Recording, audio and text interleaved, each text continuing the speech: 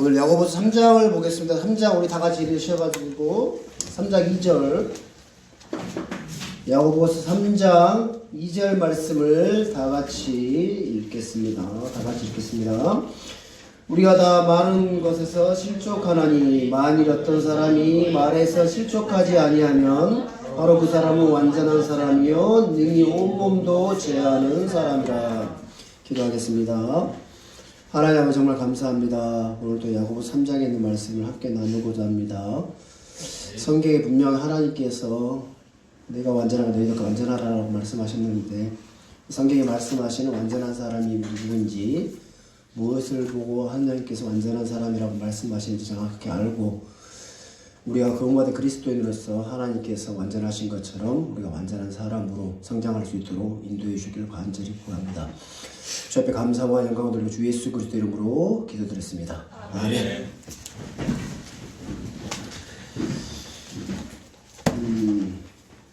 오늘 야고보서 3장 그 사람은 완전한 사람이요 하면서 완전한 사람에 대한 부분들을 말씀하고 있는데 그 완전한 사람이 성경에서 말하는 완전한 사람은 이러이러한 사람이다라고 성경에 말씀하고 있는 부분들이 분명하게 있거든요. 이 야고보서는 죄인들이 받는 구원을 이야기하는 것이 아니라 이미 구원받은 성도들의 영적 성숙에 관한 말씀을 다룬 책입니다. 아시겠습니까? 네. 뭐라고요? 구원받은 성도들의 영적 성숙을 다룬 책입니다. 그래서 야고보서 1장에 보면 구원받은 영적 성숙한 그리스도인들의 특징 중에 하나가 야고보서 1장에서는 시험을 견디는 사람에 대한 말씀하고 있습니다. 그래서 야고보서 1장 12절에 보면 시험을 견디는 자는 복이 있나니 그가 단련을 받은 뒤에 주께서 자신을 사랑하는 자들 약속하신 생명의 관을 받으리라.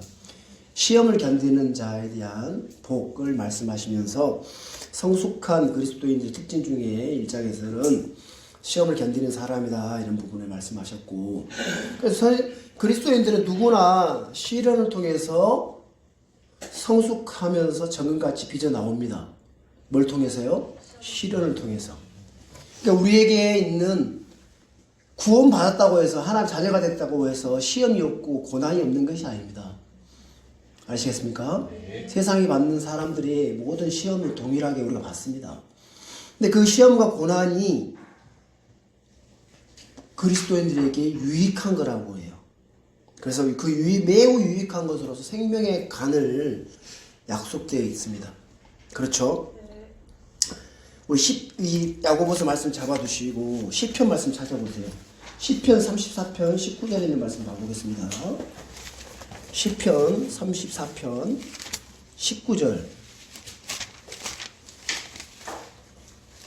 시편 34편 19절에 있는 말씀을 찾으셨으면 다 같이 한번 읽어보겠습니다. 의로운 자의 고난이 많으나 주께서 그 모든 고난에서 그를 건지시는도다. 의로운 자의 고난이 많아요, 적어요? 많으나 그 주께서 그 모든 고난에서 그를 건지신다는 약속이 있습니다. 그렇죠? 고난을 겪고 주님에게 건짐을 받고 또 고난을 겪고 주님의 그 건짐을 받고 그래서 이런 일들이 계속해서 반복되면서 우리는 영적으로 성장해지고 강건해지고 그리고 성숙해지는 것이라는 겁니다. 자, 시편 찾으셨으니까 한 좀 넘기셔가지고 시편 119편 71절도 한번 찾아보겠습니다. 시편 119편 71절에 있는 말씀입니다.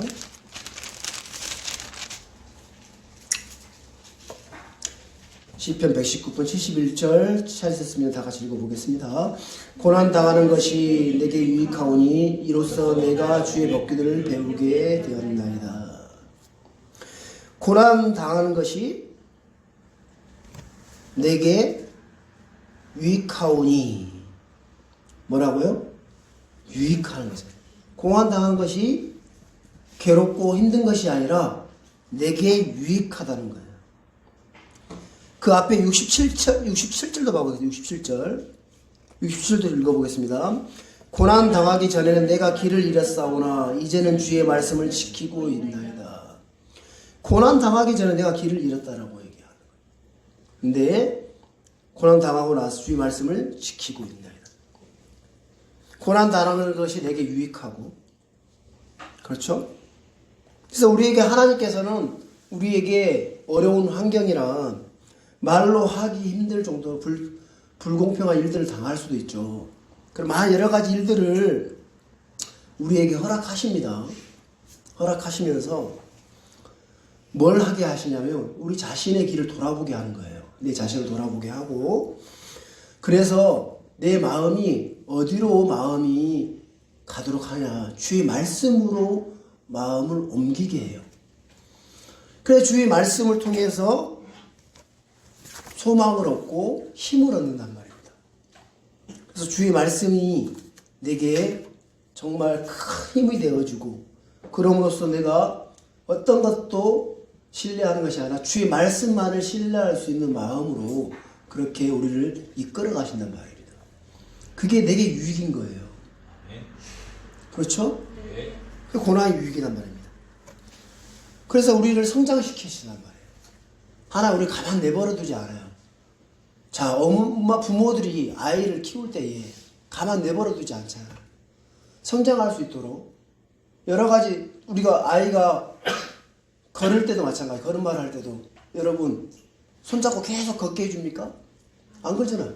혼자 걸어볼 수 있도록, 혼자 걸을 수 있도록 그렇게 훈련을 해요, 안 해요? 훈련을 하잖아요. 하나님도 마찬가지예요. 하나님이 우리가 태어나가지고 어린아이로, 갓난아이로 가만히 있기를 원치 않으셔요. 그래서 여러 가지 어려움과 고난을 통해서 우리를 혼자 홀로 설 수 있도록, 자립할 수 있도록, 오로지 하나님 말씀만을 신뢰할 수 있는 마음으로 우리를 계속해서 자라가고 형성시켜 줄 수도 이끌어 주신단 말입니다. 그게 뭐냐면 우리에게 고난과 어려움, 우리가 원치 않는 그런 일들을 통해서 하나님 우리에게 시험을 견뎌서 이기도록, 생명의 간을 얻을 수 있도록, 성장할 수 있도록 우리를 이끌어가 주시는 거예요. 성숙한 그리스도의 특징으로 야고보서 2장에서는 우리가 지난번에 2장 공부했다시피 행동하는 믿음, 믿음의 행위를 말하고 있습니다. 말로만 하는 것이 아니라 그 믿음으로 말씀하신 그 믿음으로 행하는 그 말씀을 이야기하고 있죠. 2장 17절에 보면 이와 같이 믿음도 행위가 없으면 그것마저 죽은 것이니라 하시면서 믿음의 행위에 대한 부분들을 야고보서 2장에서 말씀을 하고 있습니다. 성숙한 그리스도인들에 대해서. 자, 그래서 이 성숙한 그리스도의 특징으로서 오늘 야고보서 3장은 혀에 관련된 것입니다. 혀. 뭐라고요? 혀. 여러분 혀가 다 갖고 있죠? 이 혀에 관련된 부분도 잘 들어보십시오. 혀를 제어하는 자, 말에서 실수가 없는 자, 자기 혀를 제어할 수 있는 그 사람이 성숙한 사람이고 완전한 사람이라고 말씀하고 있단 말입니다. 자, 우리 야고보서 본문 오셔가지고 3장 1절 한번 봐보겠습니다. 그러면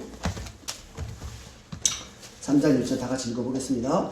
내 형제들아 너희는 많이 선생이 되지 말라. 우리가 더 큰 정죄를 받을 줄 너희가 아느니라. 사람들은 대부분 배우는 것보다 남을 가르치기를 좋아해요. 그래, 왜 웃어? 우리 아이 왜 웃어? 너무 공감돼서 웃어요? 저도 공감이 돼서 웃어요. 그렇죠? 배우는 거를 이제 어찌 보면 듣는 것보다 말하는 걸 좋아해. 아시겠습니까? 예? 경청보다도 입으로 말하는 걸. 근데 성경은 혀를 제어를 하라고 그래요. 말씀하고 있단 말입니다. 남을 가르치기를 되게 좋아해요.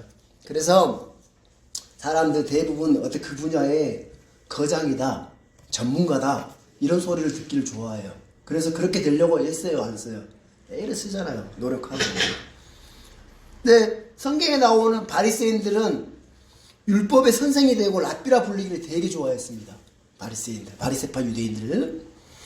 주님께서 말씀하시기를, 자, 우리가 마태복음 23장 한번 찾아볼게요. 마태복음 23장 8절부터 10절인데, 마태복음 23장 8절부터 10절 말씀입니다. 자, 이 바리새인들 향해서 예수님께서 말씀하신 말씀이거든요. 8절에서 10절. 제자들에게 말씀하신 거죠. 그죠? 바리새인들 향한 그런 제자들. 자, 우리 같이 읽어보겠습니다. 그러나 너희는 랍비라 불리지 말라. 너희 선생은 한 분 곧 그리스도이니라. 너희는 다 형제니라. 땅에 있는 자를 너희 아버지라 부르지 말라. 너희 아버지는 한 분 곧 하늘에 계신 분이시라. 또한 너희는 지도자라 불리지 말라. 너희 지도자는 한 분 곧 그리스도이니라. 그 당시에 바리새인들 유대인들이 선생이라 불리기 좋아하고 막 그런 바리새인들을 향해서 제자들에게 그렇게 되지 말라고 하시면서 이 말씀을 하시는 거예요. 자, 여기서 선생이라는 단어 나옵니까? 선생이라 불리면 많은 선생이라 불리면 이 선생은 우리가 알고 있는 티처가 아니고 영어에서는 메스터입니다. 메스터. 뭐라고요? 메스터.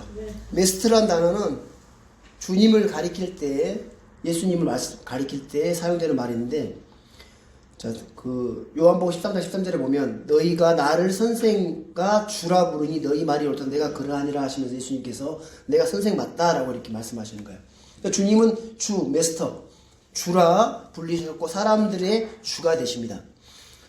자, 세상에서 대부분 이 메스터라는 이 단어가 석사학위 소지자들, 석사들을 향한 그런 말을 할 때 메스터라고 말씀하고 있는데, 어떤 분야에서 탁월한 사람, 어떤 분야에서 거장들이 일컬을 때 이 단어를 사용합니다. 메스터라고. 티처라고 얘기하는 게 아니에요. 선생이라고 번역이 되어 있지만 여기는 메스터라고 되어 있거든요.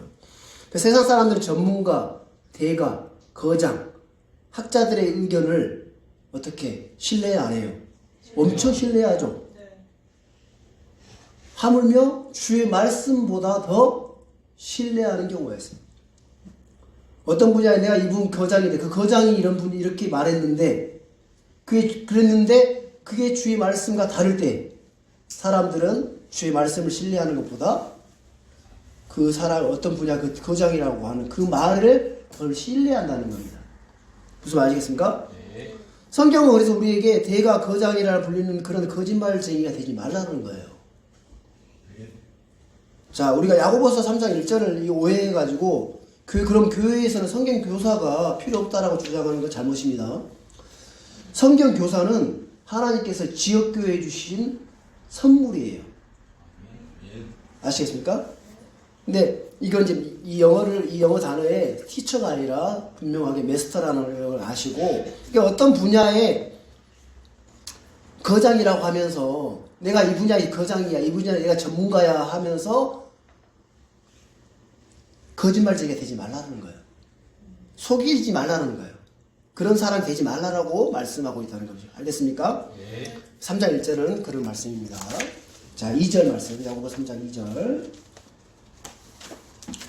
내형제 너희는 많은 분야에 어떤 분야에 내가 이 분야에 정말 전문가야 하면서 거짓말쟁이가 되지 말라는 거예요.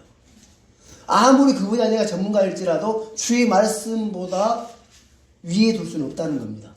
아시겠습니까? 네. 그래서 내가 아무리 어떤 분야의 전문가일지 모르겠지만 주의 말씀 앞에서는 그 모든 걸 내려놓고 오직 주의 말씀이 옳다라는 그 말씀을 마음 가져야 한다는 거예요.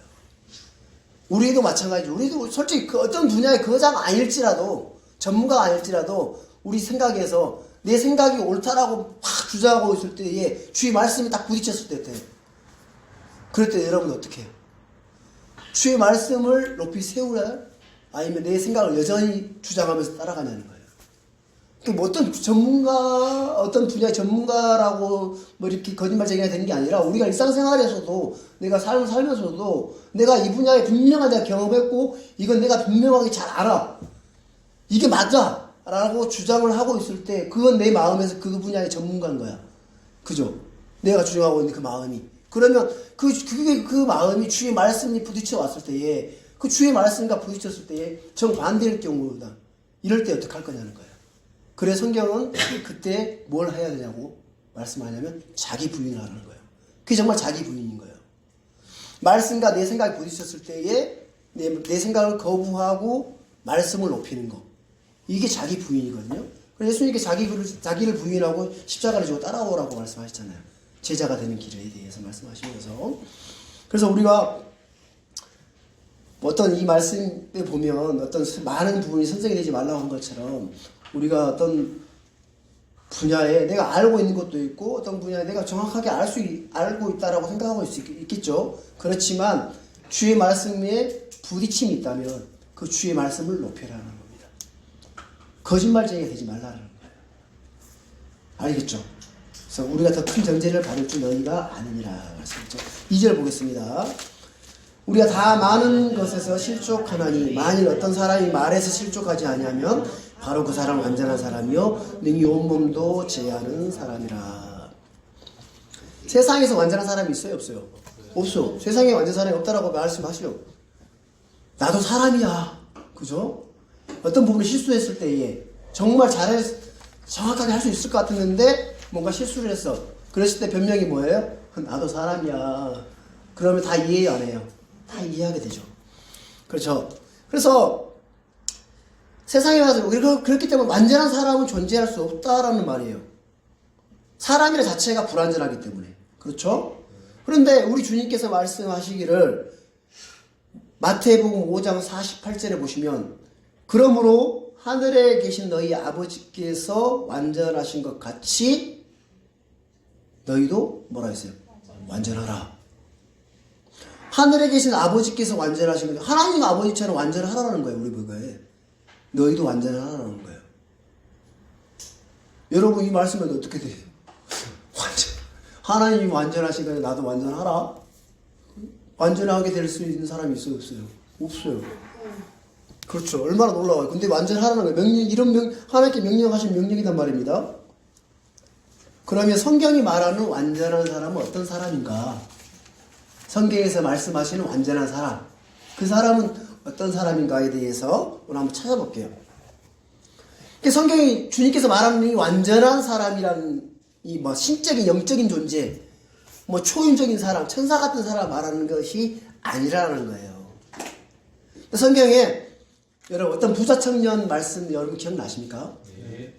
청년이 이렇게 예수님께 나와가지고 자기 어렸을 때부터 그 율법을 다 지켰다고 말씀하면서 예수님께서 그 율법이 뭐라고 적혀있냐 하면서 막 하니까 그 모든 것을 다 내가 어렸을 때부터 그 모든 걸 다 지켰습니다 라고 하니까 예수님께서 그 부자 청년에게 뭐라고 해요?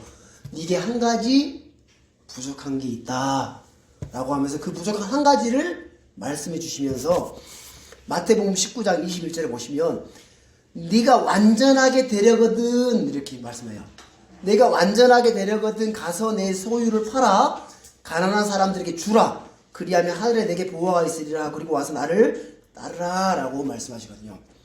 완전하게 된다라는 말씀을 예수님께서 그 부자 청년에게 이야기해 주는 거예요. 네가 완전하게 되려면 네가 가지고 있는 모든 소유를 팔아갖고 가난한 사람들에게 주고 그리고 나를 따르라는 거예요.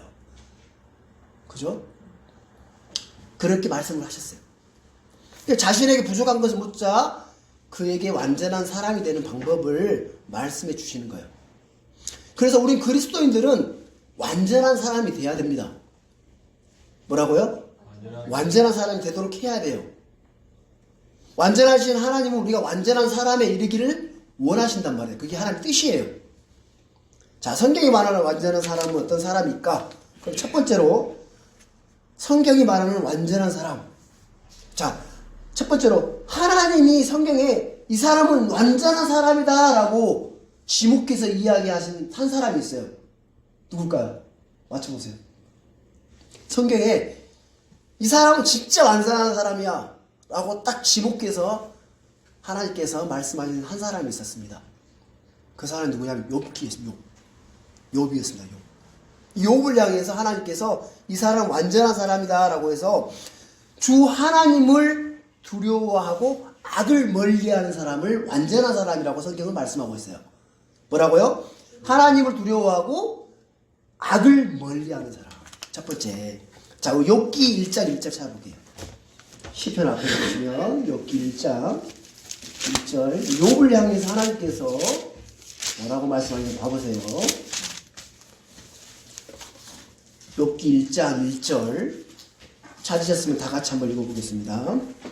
우스 땅에 욥이라는 이름의 한 사람이 있었는데 그 사람은 완전하고 곧바르며 하나님을 두려워하고 악을 멀리하는 자라. 자, 성경에 뭐라고 되어 있습니까? 욥이라는 한 사람이 있는데 그 사람은 뭐라고요?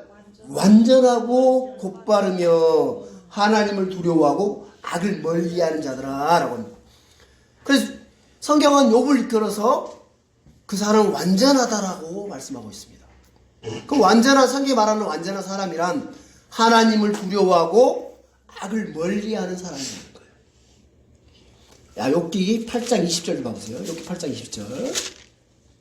욥기 8장 20절도 보시면 다 같이 읽어보겠습니다. 보라, 하나님은 완전한 사람을 버리지 아니하시며 악을 행하는 자들을 돕지도 아니하시고.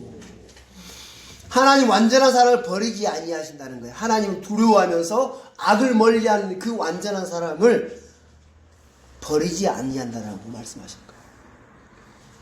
그래서 완전한 사람이란 첫 번째로 욥처럼 하나님을 두려워하며 악을 멀리하는 사람입니다. 아시겠습니까? 두 번째, 그 마음속에 하나님의 법이 있는 사람을 성경은 완전한 사람이라고 말씀하고 있습니다. 하나님의 법을 그 마음속에 있는 사람, 그 마음속에 하나님의 법이 있는 그 사람을 성경은 완전한 사람이라고 했는데 시편 37편 31절의 말씀을 찾아보겠습니다. 시편 37편 31절.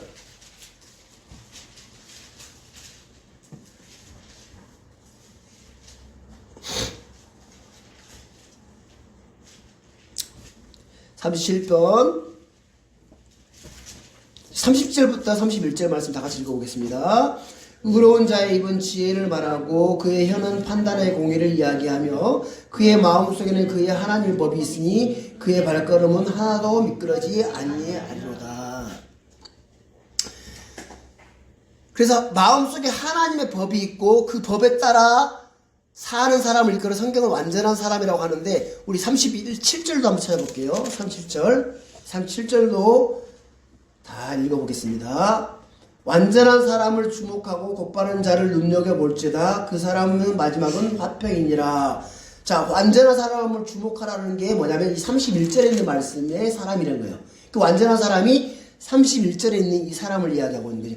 그의 마음속에 그의 하나님의 법이 있으니 그의 발걸음 하나도 미끄러지 아니하는데 그 사람을 주목하고 곧바른 자를 눈여겨볼지어다 라고 하면서 37절에 완전한 사람을 주목해보고 곧바른 자를 눈여겨보라는 거예요. 그래서 하나님 그 마음속에 하나의 법을 두고 있는 그 사람을 완전한 사람이다. 그 완전한 사람을 주목하라고 할 때 이 31절에는 이 사람을 주목하라는 거예요. 그의 마음속에 하나님의 법이 있는 사람. 죄를 짓지 않기 위해서 그 하나님의 주의 말씀을 마음속에 숨겨두는 사람. 마음에 보고 말씀을 쌓아두는 그 사람이야말로 완전한 사람이라는 겁니다. 주의 법규를 따라 걷는 사람을 이끌어 주님은 언제나 그의 마음이 완전하다, 곧바르다 라고 말씀하고 계시는 거예요. 자, 열왕기상 8장 61절 한번 찾아볼게요. 열왕기상 8장 앞으로 넘기셔가지고 열왕기상 8장 61절.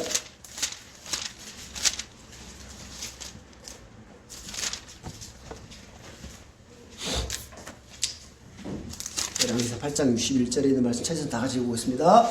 그러자 너희 마음을 주 우리 하나님께 대해 완전하게 하고 이날과 같이 그분의 법규 안에서 걸으며 그분의 명령들을 지킬지어다.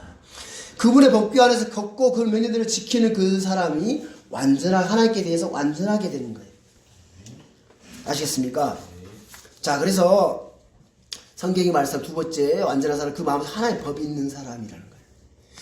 예를 들어서 여러분 유다 왕 중에 아사 왕 여러분 기억하십니까? 아사 왕이 어떻게 죽었어요? 발에 병이 생겨가지고, 그쵸? 자, 근데 아사 왕을 향해서 하나님께서 그의 평생토록 그 마음이 평생토록 하나님께 완전하였다라는 기록이 되어 있어요. 아사 왕을 향해서.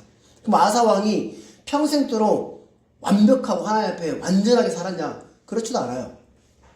그가 발에 병이었을 때에 하나님만을 신뢰했던 게 아니라 의사들에게 의사 말을 듣고 의사 말을 쓰고 그걸로 인해서 죽게 된단 말입니다. 하나님께서 죽인단 말이에요. 근데 그러니까는 성경이 말씀하시는 거는 완전한 사람이냐면 아사의 마음에 평생토록 완전했다는 건 뭐냐면 아사가 완벽하고 그 생활을 했던 게 아니라 그 마음에 하나의 법을 늘 마음에 두고 살았다는 거예요. 평생토록 그 하나의 마음에 하나의 법을 두고 살았다는 거예요. 아사가. 그래서 아사는 그럼에도 불구하고 아사의 마음이 평생토록 완전하였더라라는 기록이 되어 있거든요. 그래서 우리 마음에 하나의 법이 있는, 법을 두고 있는 그 사람이 성경이 말씀하는 완전한 사람, 곧바른 사람 이렇게 말씀하고 있는 겁니다. 아시겠습니까? 자, 세 번째로 완전한 사람은 성장하는 사람입니다. 뭐라고요? 성장하는 사람. 자, 우리 에베소서 말씀 찾아보겠습니다. 에베소서 4장 13절. 에베소서 4장 13절에 있는 말씀 찾아보겠습니다.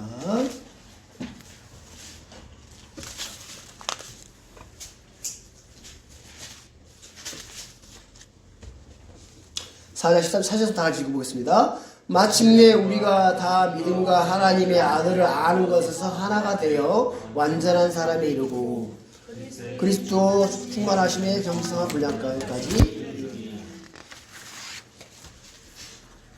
자, 우리는 하나님의 아들을 아는 것에서 점점 자라나서 완전한 사람에 이릅니다. 그래서 갓 태어난 어린아이가 그리스도의 충만하심에 장성한 분량에까지 이르도록 자라나는 거예요. 주를 아는 지식에서 자라나기 위해서는 우리가 하나님의 말씀을 공부하고 배워야 되는 겁니다. 아시겠습니까? 그래서 우리가 자랑을 하면 완전한 사람에 이른다는 거예요. 그리스도 충만하신 분량에까지 이르린다는 거예요. 장성하고 자라나는 그 사람이 완전한 사람에 이른다는 거예요. 아시겠습니까? 자, 우리 골로새서도 한번 찾아볼게요. 좀 뒤로 넘기셔가지고 골로새서 1장 28절도 찾아보겠습니다. 골로새서 1장 28절에 있는 말씀 찾으셨으면 다 같이 한번 읽어보겠습니다. 우리가 그분을 선포하고 각 사람에게 경고하고 모든 지혜로 각 사람을 가르침은 우리가 각 사람을 그리스도 예수님 안에서 완전한 자로 드리고자 하니라. 사도 바울과 그런 사역자들이 예수 그리스도를 선포하면서 모든 사람에게 경고하고 지옥에 대한 그런 경고도 하고 또 올바르게 살라고 경고를 하면서 모든 지혜로 모든 사람에게 가르침은 복음을 선포하고 그 성경 성도들에게 주의 말씀을 가르치는 이유가 뭐냐면 우리가 그 모든 사람들을 그리스도 예수님 안에서 완전한 자라고 드리고자 함이기 때문에 성경을 복음을 선포하고 성경을 가르친다는 거예요. 아시겠습니까? 그래서 성경 교사들의 목적이 뭐냐면 모든 성도들이 완전한 자로 하나님께 드리게 주기 위해서 성경을 가르친다는 거예요.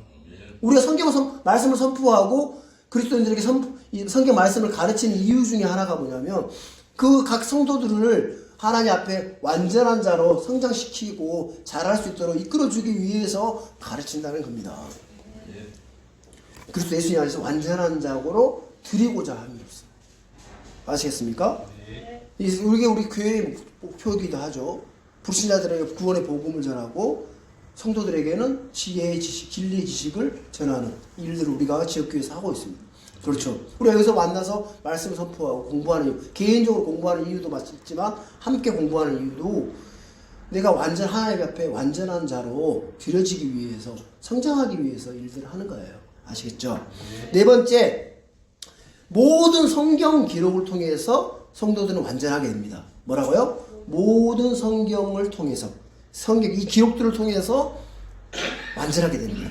디모데후서 3장 16절 17절 말씀, 암송 구절 중에 하나이기도 하죠.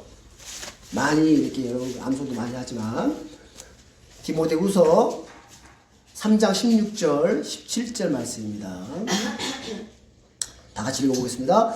모든 성경 기록은 하나님의 영광으로 주신 것으로 교리와 책망과 바로잡음과 의로 교육하기에 유익하니 이것은 하나님의 사랑이 완전하게 되어 모든 선한 일에 철저히 갖추어지게 하려 함이라.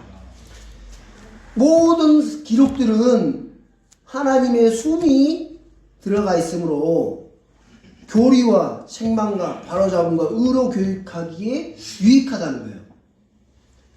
자, 그래서 이 기록들이 교리와 책망과 바로잡음과 의로 교육하기에 기록이 되어져 있는데 그 이유와 목적이 뭐냐면 이것은 하나님의 사람이 구원받은 그리스도인들이 하나님의 자녀들이 완전하게 되어 모든 선한 일 철저히 갖추어지게 하려 합니다는 거예요.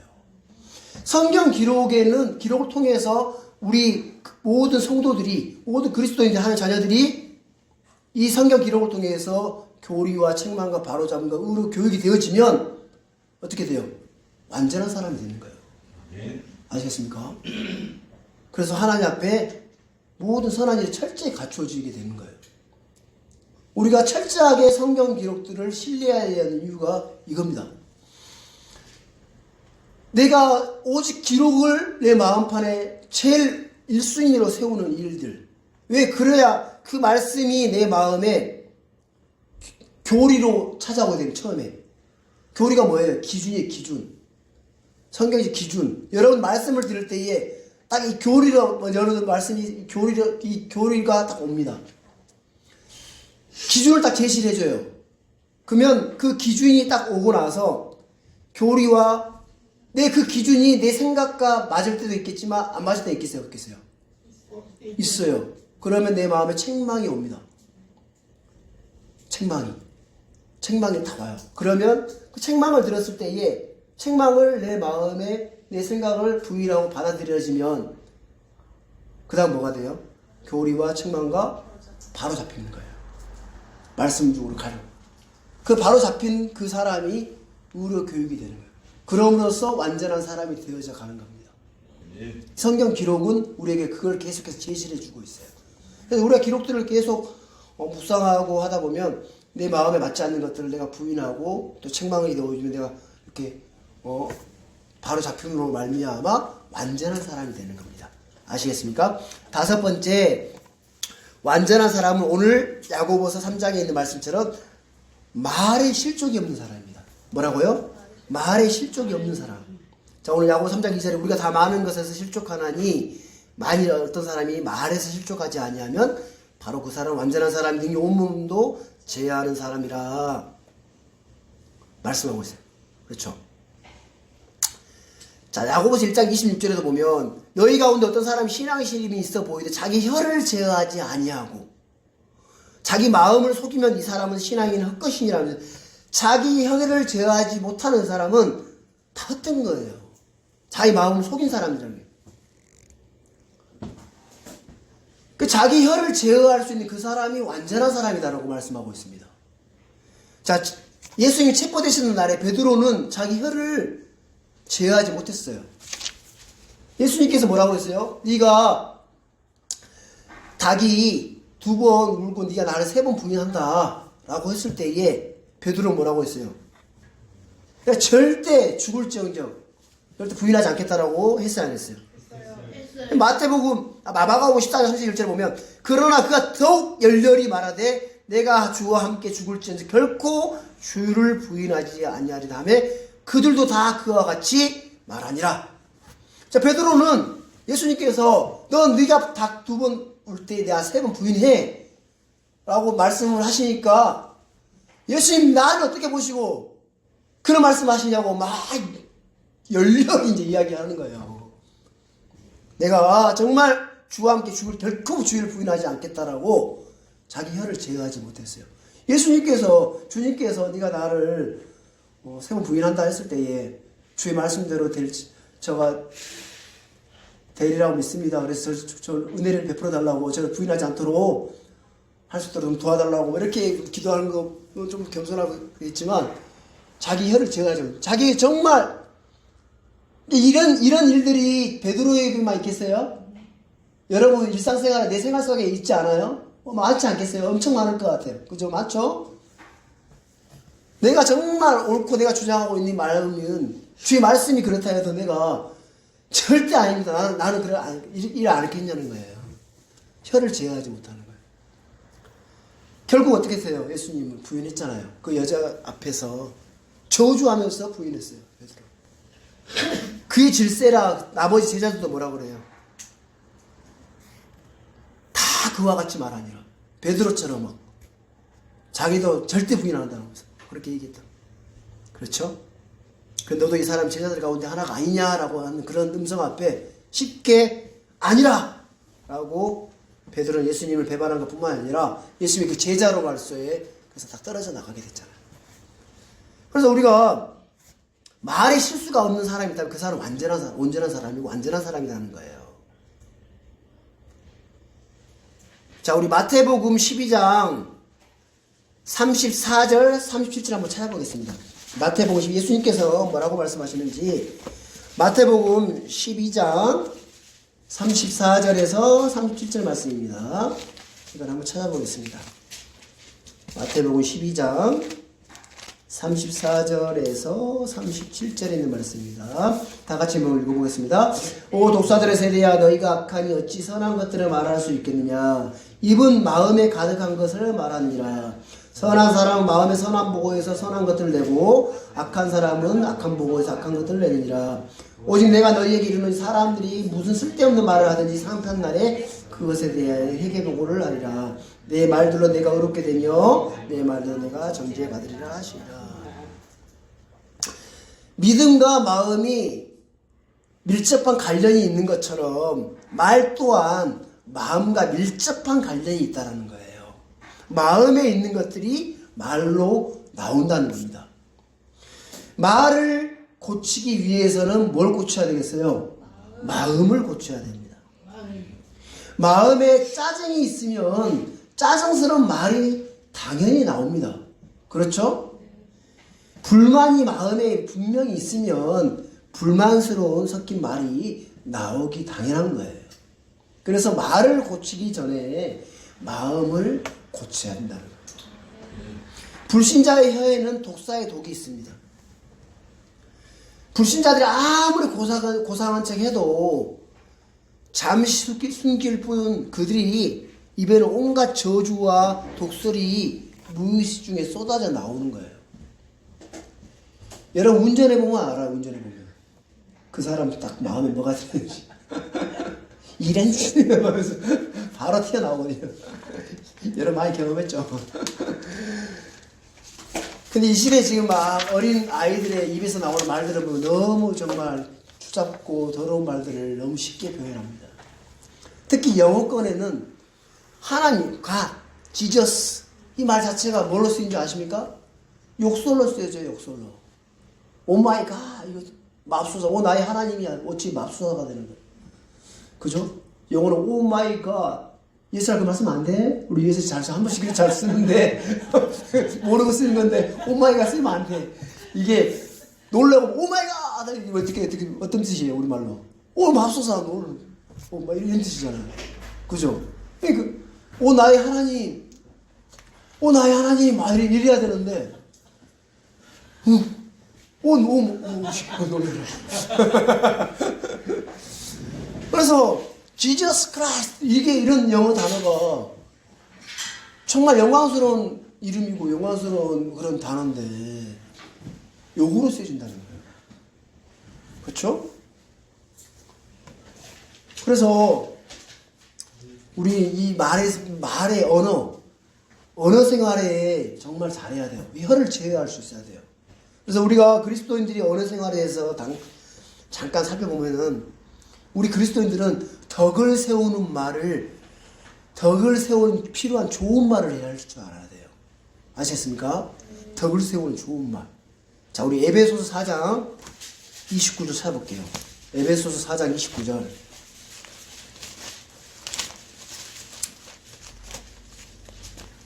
에베소서 4장 29절 찾으셨으면 다 같이 한번 읽어보겠습니다.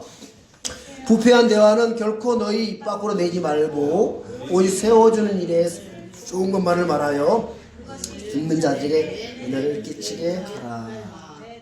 이게 그리스도인들의 언어 생활입니다. 덕을 세우는 필요한 좋은 말을 하는 거예요. 자, 에베소서 4장 찾았으니까 31절, 32절도 한번 다 같이 읽어볼게요. 너희는 모든 쓴 것과 진노와 분노와 소리 지르는 것과 비방하는 것을 모든 악의와 함께 버리고 서로 친절히 대하며 상냥한 마음을 품고 서로 용서하기를 하나님께서 그리스도에 인하여 너희를 용서하신 것 같이 하라. 이게 그리스도인들의 언어 생활 중에 하나입니다. 소리 지르는 거, 비방하는 거 모두 악의와 함께 버리라는 거예요. 그래서 서로 친절히 대하며 상냥한 마음을 품고 서로 용서하기를 하나님 그리스도에 인하여 너희를 용서하신 것 같이 하라. 우리 예슬이 상냥하고 이런 말을 해야 됩니다. 모든 사람들에게. 아시겠죠? 이게 그리스도인들이 덕을 세우는 말이에요. 저도 많이 찔려요. 소리 지르는 거. 지난번에 좀 안 좋았는데 우리 옆에서 자매가 소리 지르지 마 이러더라고요. 이래 소리 지르면 별로 안 좋아요. 왜 그러냐면 아무 도움이 안 돼요. 왜 그러냐면 왜 도움이 안 되냐? 하나님 말씀이 반대의 일을 하는데 도움이 되겠습니까? 하나님 이렇게 말씀이 되어 있는데 기준이 이렇게 되어 있는데 이거 반대되는 일들을 하고 있으면 도움이 돼야 안 돼요? 안 되겠죠. 이게 교리인데 기준인데. 그렇죠? 혹시 여러분들 마음이 찔리면 회개하시면 돼요. 그래가지고 다음에는 소리 지르기 있으면 잘못된 소리를 낮추고 친절히 대하고 이렇게 바꿔나가면 됩니다. 아시겠죠? 그래서 바로 잡혀서 완전한 사람이 되면 됩니다. 두 번째, 음행, 부정한 것, 탐욕은 이름조차 부르지 말라는 거예요. 추잡한 것이나 어리석은 이야기는 희롱하는 말이나 이런 말을 하지 말라는 거예요. 그 대신 뭐라고 말을 해라? 감사하는 말을 하라는 겁니다. 아시겠습니까? 에베소서 5장 앞으로 넘기자. 3절 4절 봐요. 3절. 에베소서의 말씀이 좀 많이 나와있죠. 에베소서 5장 3절 4절. 에베소 5장의 뒤쪽이네요. 5장 3절 4절. 오직 음행과 모든 부정한 것과 혹은 탐욕은 너희 가운데서 한 번이라도 그 이름조차 부르지 말라. 그것이 성도에 합당하니라. 또한 추적한 것이나 어리석은 이야기를 희롱하는 말도 적합하지 않나니 하지 말고 오히려 감사하는 말을 하라. 앞에 것은 뭐라고 그래요? 하지 말고. 하지 마세요. 하지 말라는 꼭 하고 있는 사람들이 있어요. 하나님 하지 말라고 하는 거 안 하고 하라는 거 하는 사람, 그 사람이 성숙된 그리스도인입니다. 그게 잘 살아가고 있는 거예요. 오히려 뭐라고요? 감사하는 말을 하라. 이거 하십시오. 자, 세 번째로 분노, 진노, 악의, 신성모독을 내어버리고 거짓말 하지 말라라는 거예요. 이게 그리스도인들의 언어 생활인데 뒤로는 골로새서 한번 찾아볼게요. 골로새서 3장 8절 9절에 있는 말씀입니다. 골로새 3장 8절 9절 말씀 다 같이 읽어보겠습니다. 이제는 너희도 이 모든 것을 내버리라. 곧 분노와 진노와 악의와 신성모독과 너희 입에서 나오는 더러운 대화라. 서로 거짓말하지 말라. 너희 옛사람과 그의 행위를 벗어버리고. 옛사람일 때는 거짓말도 많이 하고 그렇죠. 이런 많은 일들을 했습니다. 그렇죠. 이제 새 사람이 됐기 때문에 내 버리라. 벗어버리라 라고 말씀하고 있습니다. 아시겠죠? 자, 네 번째, 우리가 말을 할 때에 자, 여러분 음식을 맛있게 만드는 사람의 특징이 뭐냐면 좋은 재료를 막 쓰고 좋은 막 하는 게 아니라 간을 잘 맞추는 사람이 음식 잘하는 거예요. 재료가 많이 들어갔는데 좋은 재료 다 넣었는데 간이 안 맞아. 맛이 있어요, 없어요? 맛없어요. 그거는 음식 잘못하는 거야. 그렇죠? 그러면 간을 잘 맞춰야 돼. 그래서 성경도 소금으로 간 맞추듯이 말을 하라 그래요. 말을 할 때.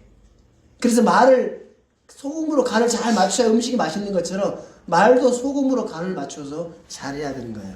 자, 우리 골로새서 찾으셨으니까 4장 6절도 봐볼게요. 4장 6절. 골로새서 4장 6절 다 같이 읽어보겠습니다.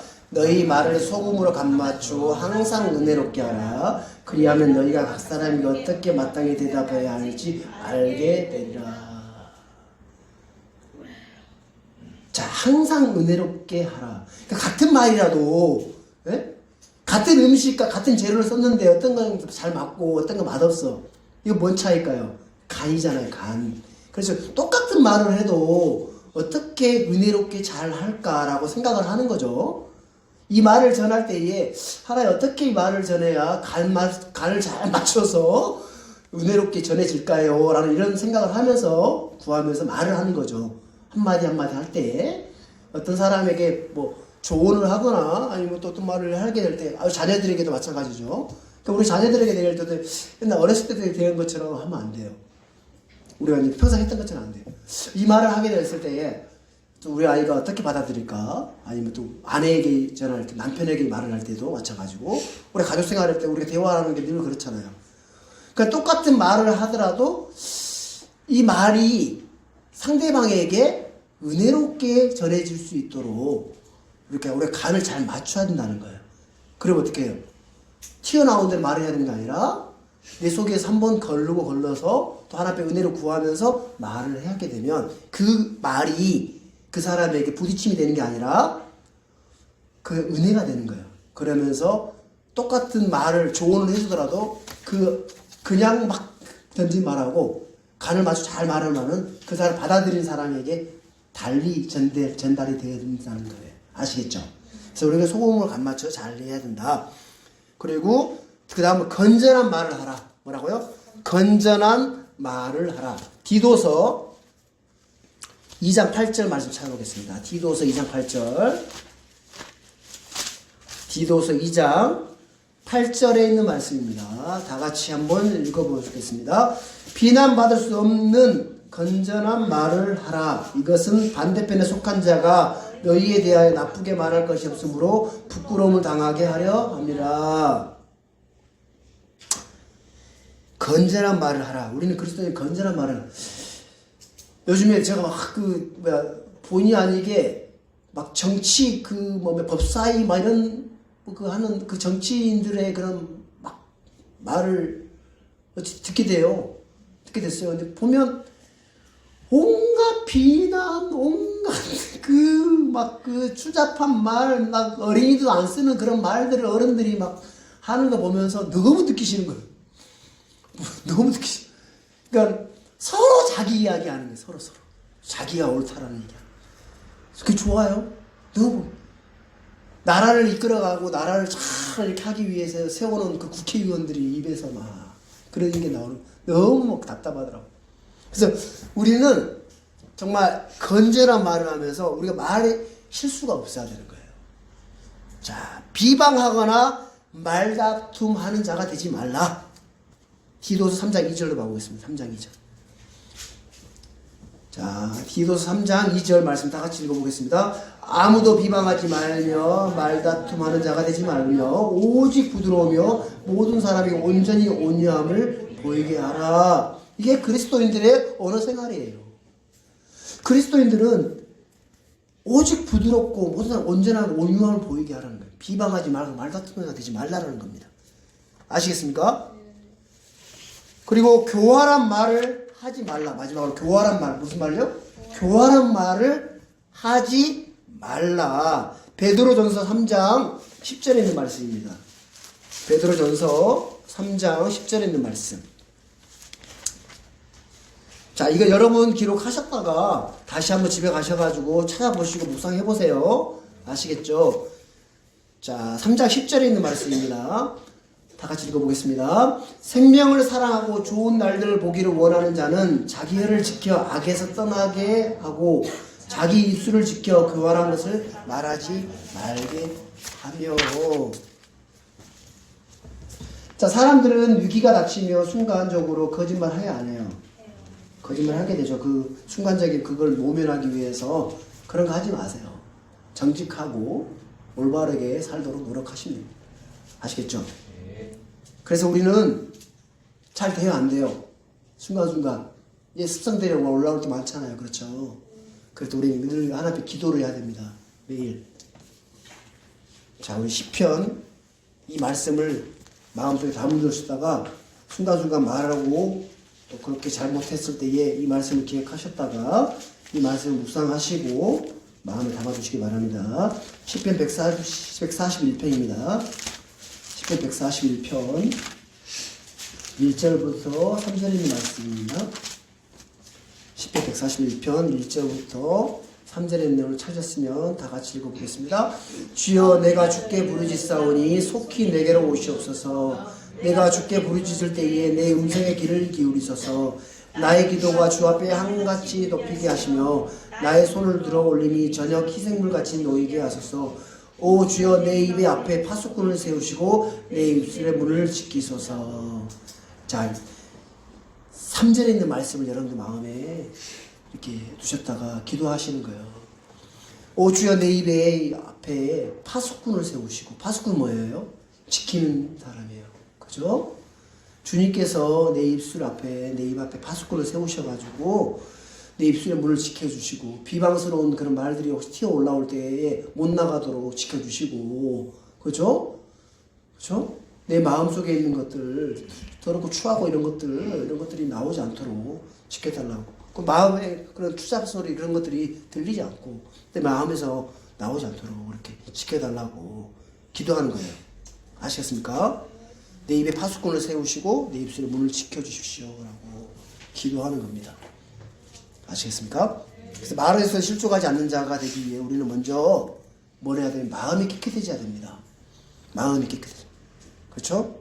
입술이 부정한 자는 마음이 부정한 자고, 말은 마음속에 있는 것이 나오는 것이기 때문에 우리 먼저 마음을 깨끗게 하는 이런 늘 하나님 앞에 자백하고 회개하고 시인하고 또 하나님의 말씀의 물로 깨끗게 씻어달라고 기도하면서 그 주의 말씀이 우리 마음에 깨끗하게 하는 그런 은혜를 저희들이 많이 입었으면 좋겠습니다. 아시겠죠?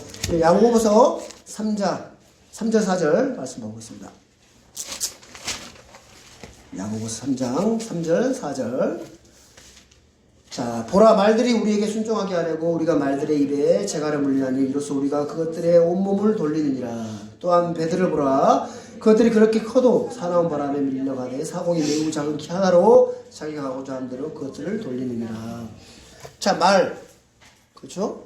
낙타나 말은 입에 재갈을 물리고 손으로 코를 뚫어서 온몸을 돌립니다. 그렇죠? 우리가 말들의 입에 재갈을 물리나니라는 말처럼 우리가 입에 재갈을 물려야 된다는 거예요. 우리 입에. 힘센 말 힘세잖아요. 말이 힘이 좋잖아요. 힘센 그 말의 몸을 제어하는 데 있어서 신체 중에 가장 작은 입에 물린 재갈로 충분하다는 겁니다. 마찬가지로 사람의 입에 재갈을 물리면 충분하다는 거예요. 말의 재갈과 배의 키, 그죠? 매우 작아요, 안 작아요? 작은 거지만 그것으로 통제할 수 있어요, 없어요? 통제할 수 있다라는 거예요. 재갈과 키로 말미암아 그 작은 재갈과 키로 큰 몸뚱이 말과 배를 통제할 수 있다는 것을. 자, 말이 달리게 싶은 대로 달리게 하고 배가 가고 싶은 대로 그냥 가게 한다면 재갈과 키는 필요 있어요, 없어요? 필요하지 않을 거예요.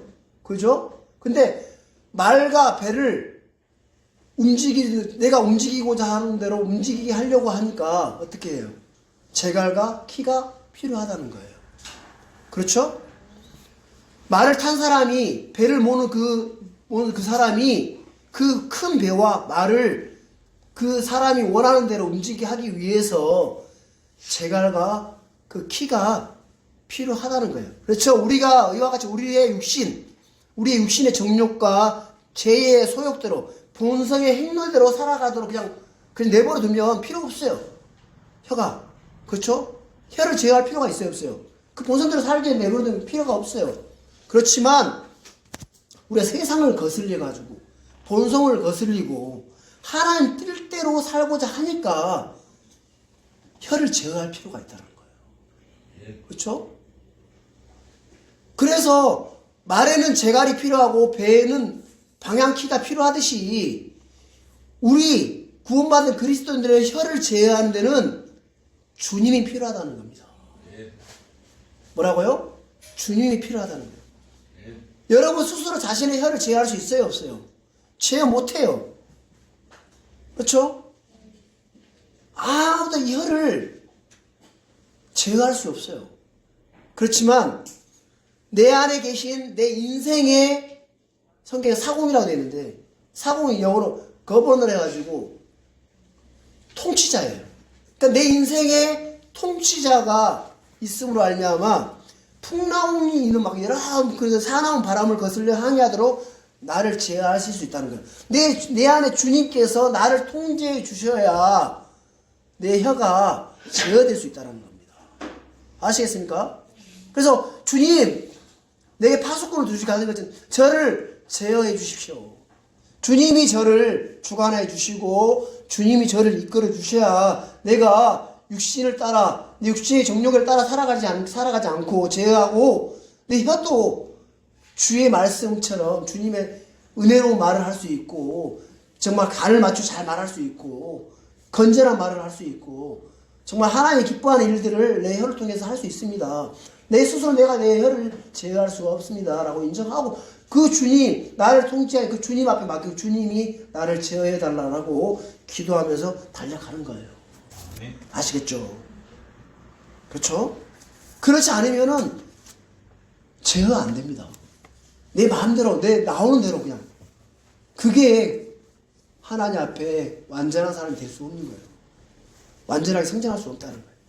너무 중요하죠. 5절 6절 야고보서 5장 3장 5절 6절 보겠습니다. 자, 이와 같이 혀도 작은 지체로 돼 큰 일들을 자랑하는도다. 보라, 작은 불이 얼마나 큰 물체를 태우는가. 혀는 불이여 불법의 세계니라. 혀는 우리의 지체들 가운데서 그와 같아서 온몸을 더럽히고 본성의 행동에 불을 붙이며 지옥 불 위에 놓여 있느니라. 혀는 말의 재갈, 말에 물린 재갈과 배의 키처럼 몸에서 매우 작은 지체로 돼 큰 일들을 자랑하느라. 자, 사람의 몸 가운데에 가장 많은 죄를 짓게 만드는 것이 손, 발, 눈, 코, 귀가 아니라 혀라는 거예요. 혀.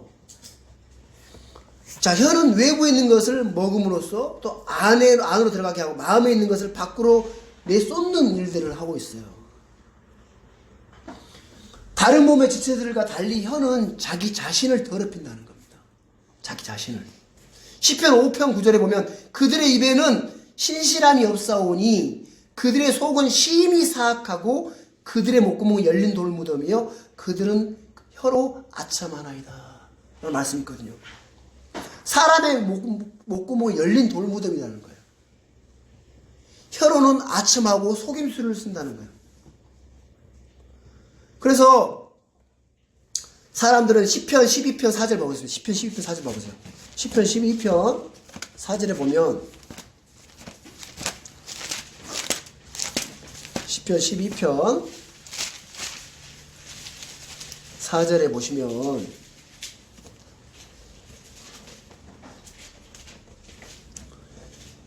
자, 아첨하는 이 말을 잊은 사람들을 향해서 뭐라고 하냐. 그들이 말하기를 우리가 우리 혀로 이기리라. 우리의 입술은 우리 것이니 누가 우리를 주관하리요 하였도다. 자, 우리가 우리의 혀로 이기리라. 우리의 입술은 우리의 것이니 누가 우리를 주관하리요. 되게 교만하죠. 그죠? 엄청나게 교만해요. 자, 구원받은 그리스도인들 몸은 누구 거예요? 주의 것이에요. 혀와 입술 역시 주의 것입니다. 자, 그래서 이 사람들은 그들은 말하기 우리가 우리 혀로 이기리라. 우리 입술은 우리의 것이니 누가 우리를 주관하리요. 자, 내 혀는 내 거야 하면서 누가 나를 주관하냐 하면서. 그렇지만 우리는 반대로 내 모든 것들은 주님의 것입니다. 그렇죠? 우리의 입술은 우리의 것이 아니라 주님 것입니다. 성도들은 진실한 주의 성도들은 이렇게 말해요. 시편 39편 1절 봐보시죠. 그와 이와 반대로 시편 39편 1절에 보시면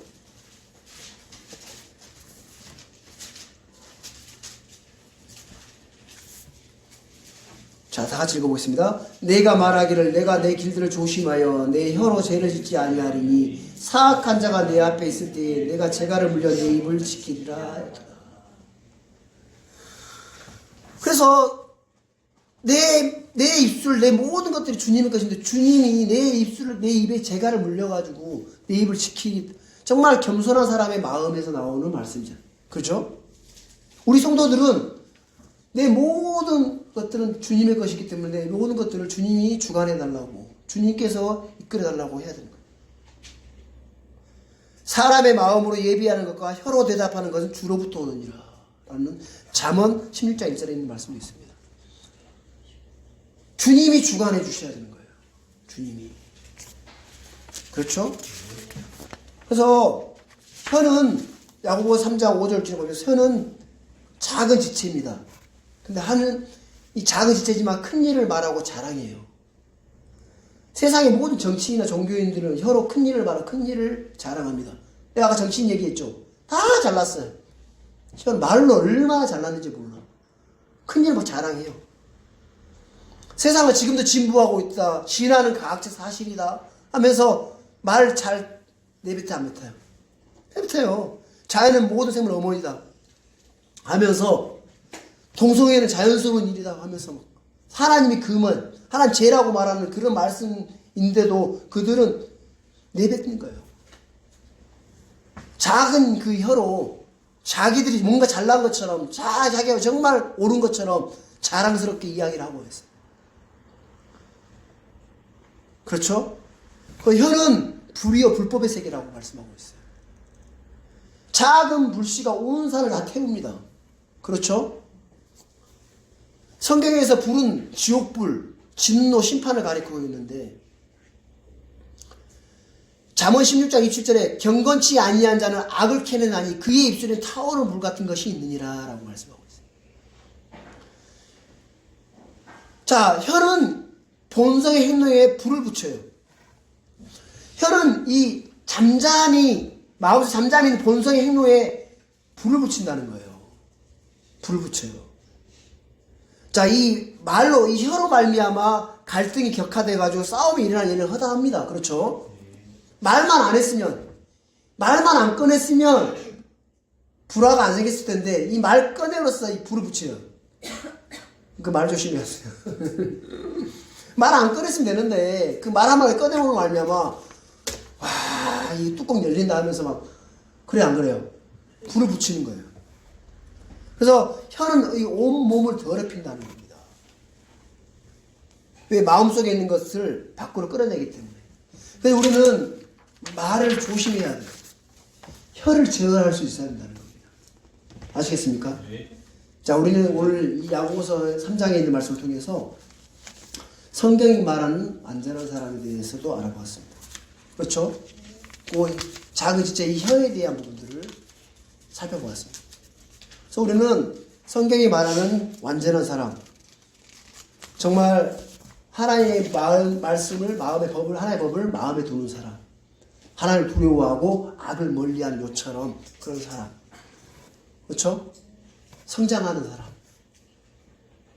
성경 기록들을 통해서 완전하게 되는 말씀도 우리가 봤습니다. 그러고서 우리가 또 혀를 제어하는, 작은 지체인 혀를 제어하는 이 사람, 완전한 사람 되기 위해서 우리는 기도하고 무엇보다도 작은 지체인 혀를 다스릴 수 있는, 그렇게 있도록 우리가 하나님 앞에 은혜를 구하고 내 입술에 재갈을 물리고 하나님 내 입에 파수꾼을 주십시오라 기도하면서 우리가 삶을 살아야 되겠습니다.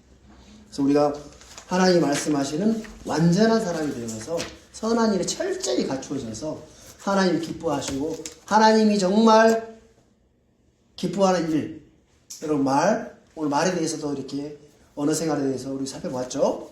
살펴보시고 우리가 비방하지만 하는 말을 하지 않고 정말 건전한 말을 하면서 사람 덕을 세워주는 은혜로운 말을 하는 모든 성도들이 되어서 하나님 앞에 성장하는 한층 더 성장하는 모든 성도들이 되기를 간절히 바랍니다. 아시겠습니다.